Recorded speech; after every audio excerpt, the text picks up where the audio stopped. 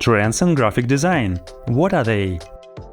Let's ask ChatGPT. What are trends? What does this word mean? A trend is a general direction in which something is developing or changing over time. Trends can manifest in different forms and can be short-term or long-term. They may emerge from a variety of sources, including social, cultural, economic, technological, or environmental factors. Overall, trends provide insights into what is currently popular, relevant, or influential in a given domain. As we can see from the definition, a trend can be long-term. For example, glass morphism. This trend emerged in 2020 and is still actively used in graphic design. Does this mean the trend is current? Yes. Does this mean it's a trend of 2024? No, it's a long-term trend from 2020. Now let's take a look at one of the most popular videos on YouTube about graphic design trends in 2024. We will see truly new trends in this review, or will they try to tell us about things we already know and have seen in design for several years?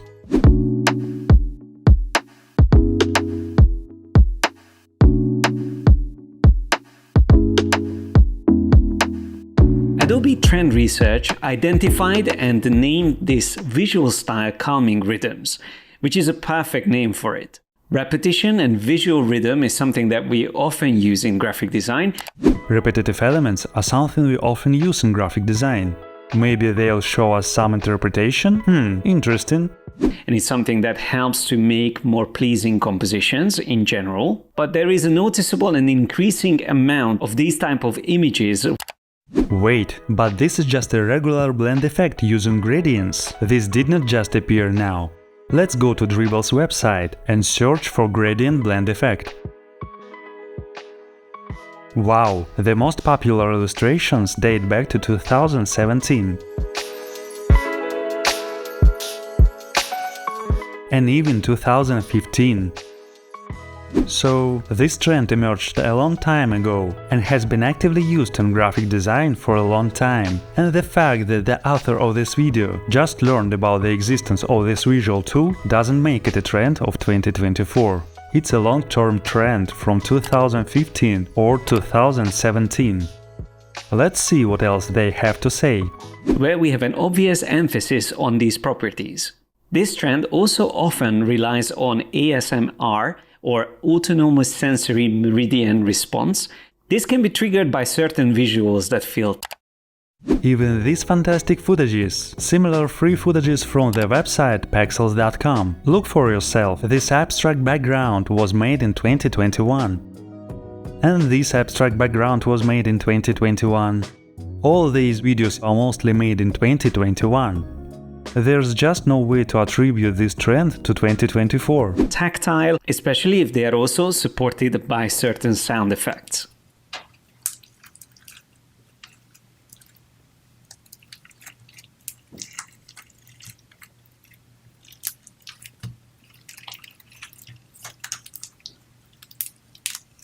What does this have to do with graphic design at all? Peach fuzz, Pantone's color of the year, also ties in really well with this visual trend. Yes, agreed. But the thing is, in 2015, this Pantone 2015 U color was popular. Looks very similar, don't you agree? It seems like this trend came to us from the past. Which, as they describe, is a velvety, gentle peach tone whose all-embracing spirit enriches mind, body, and soul. I love this trend because it's very positive, it's calming, relaxing, and it's definitely something I'm going to utilize in my designs this year. Oh no, this is definitely not a trend of 2024, because it has been around for several years. And now I'll prove it to you. Let's go to Twitter, or as it's now commonly called, X. Find the account of the Spline app, which in my opinion made this trend so popular thanks to the ease of use of their app. As we can see, the first examples of gradient in 3D objects appeared in 2020. So here too. The video's author wants to deceive us by passing off the long-term trend of 2020 as something new. Using gradients in graphic design, of course, is not new. Exactly, that's it. But then what is this trend doing in the 2024 compilation? It's something that has been around for a long time. And there were certain trends that appeared and then disappeared. I don't understand what this assumption is based on. This trend did not disappear anywhere, and personally, I've been following the spline project since 2020. But this time I feel like 3D gradients are really on the rise. And by that I mean instead of having a two-dimensional linear or radial gradient, we have an irregular gradient, either soft or with edges, which is often produced by using either a static or animated 3D object or environment. This is a misconception. This technique was implemented in Spline back in 2021. Unfortunately, I think the video's author is not competent in this matter. This trend can be applied pretty much to anything from typography to product shots to photography in general, and it is something that is already widely utilized on the web. There are many reasons why this specific visual trend is on the rise. First of all, there is the inflate feature in Adobe Illustrator, which was introduced a couple of months ago. What universe is he living in? A couple of months ago, a year ago on YouTube, everyone was making videos about the new panel for 3D objects in Adobe Illustrator. And again, I hear about the trend from the past. And it made it super easy to turn 2D vector shapes into inflated 3D looking objects. In terms of typography, this style is supported by the variable font format, and it allows for a lot of stretching and distortion within a typeface by having various additional attributes next to the type weight. Using this technique in fonts is also not new. Remember the Burger King redesign? Or a more aesthetic example, the new font for Zara home brand. As we can see, this visual technique has existed since 2021. That's when it became a trend that is relevant in graphic design today. From this, I conclude that this is also not a trend of 2024. This trend generally also have a very positive vibe. There is just something pleasing about having an object filling up a certain space. This is not something new. Nike and their brilliant concepts were ahead of everyone. You can find such a case on Behance. It's an excellent example of using the bubble effect in graphic design. And the most amazing thing is that this case was made in 2016. And I love extreme examples where the type or the composition completely fills in the frame, or when there is a lot of negative space but still an object is limited to an invisible boundary. And talking about boundaries, another amazing visual trend is inspired by the Japanese bento boxes, and I believe Apple was amongst the first to use this and utilize it on their website. Oh, this is a more recent trend that many brands have picked up following Apple, but Apple itself has been using this trend for years, so it has nothing to do with 2024. And by now it can be seen all around the internet. However, I'm interested to see that there is a rise also of this same principle or structure, not only for user interfaces, but also for additional things like showcasing multiple things in the same composition, which can be great for structuring a portfolio or a slide in a presentation. Although this style is defined by the distinct separation between these containers or bounding boxes, however, I love it when there is a clever interaction introduced between these elements. Now, this is a good example. This can be called a trend and a reinterpretation of what Apple originally did. Although this style was inspired by boxes in the first place, never forget to think outside of the box.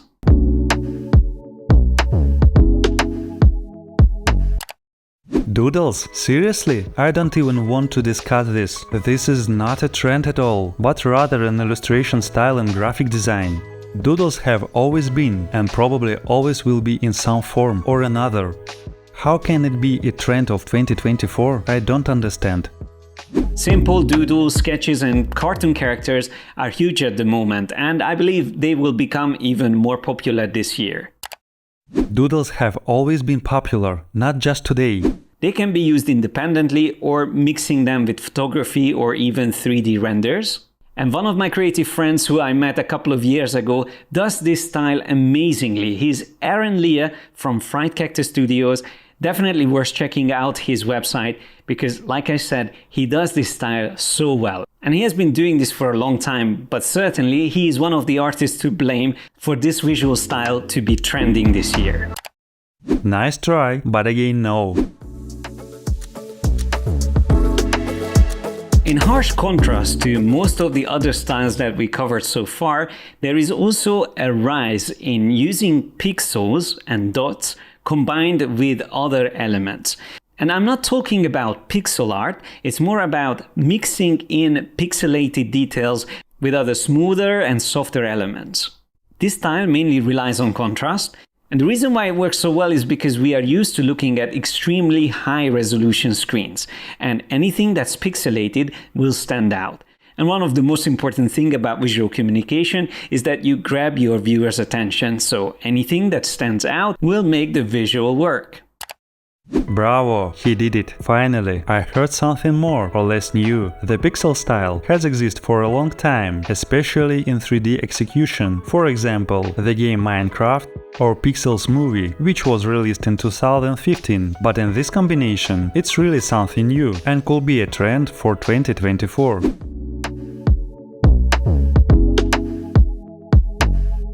There is no doubt that generative AI will have a massive impact and influence in how we interact with images in 2024. It was already a major disruptor last year, and honestly, I also felt on edge about what to think of generative AI.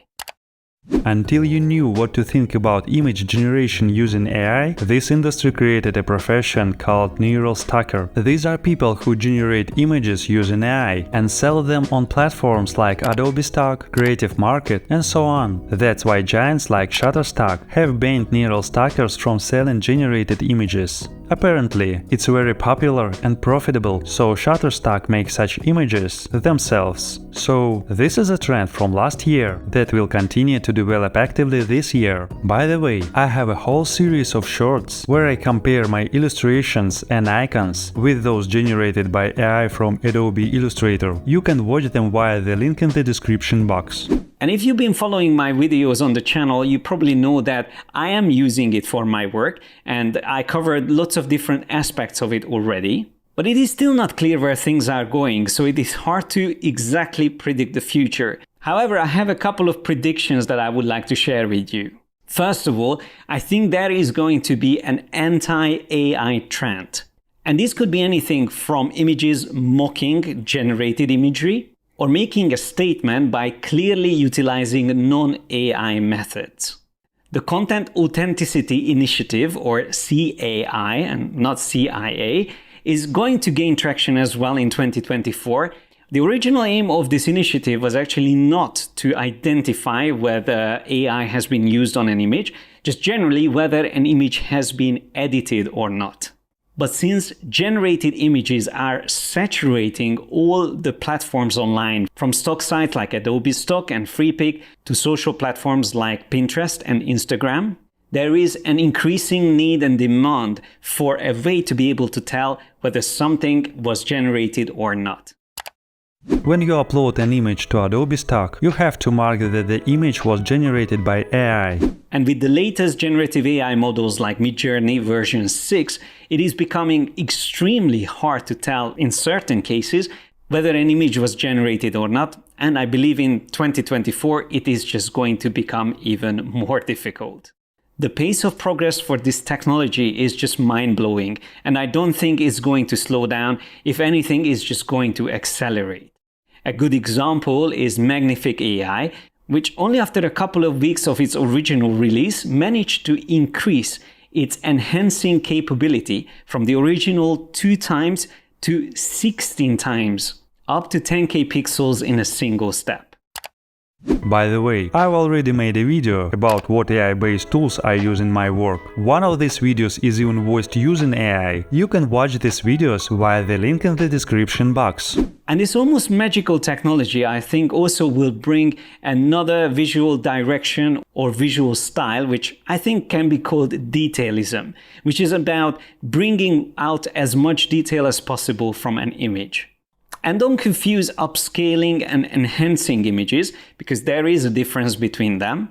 Since with tools like Magnific AI, you are enhancing the images, meaning that you are replacing the original details while trying to keep them as close as possible to the original source.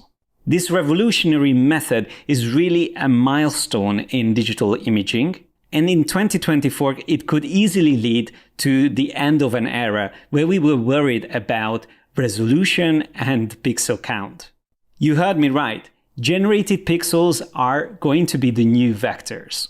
And last but not least, there will also be another sub-trend, which I like to call AI-ism, which is embracing the quirks and mistakes or hallucinations of generative AI, and instead of trying to hide them, is going to emphasize them in compositions. What can I say? From the whole video, the only relatively relevant information concerns the pixels and dots trend. Everything else is trends from past years that the author decided to mention to make the video over 8 minutes for full monetization. Filter information, especially from those who call their channel "Yes, I'm a designer." I don't believe you.